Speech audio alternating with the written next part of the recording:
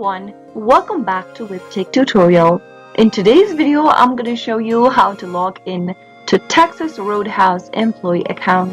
Watch the video till the end and don't forget to subscribe to our channel if you've not yet. Press the notification bell so that you'll never miss another upcoming upload from us.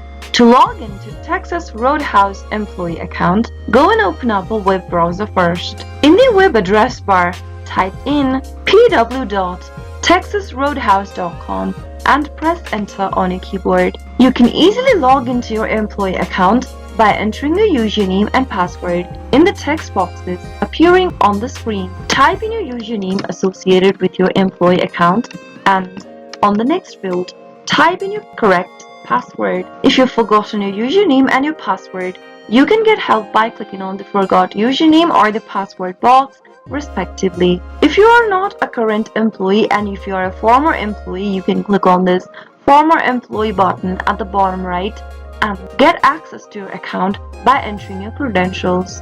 After filling in your details, click the Login button to access your Texas Roadhouse employee account.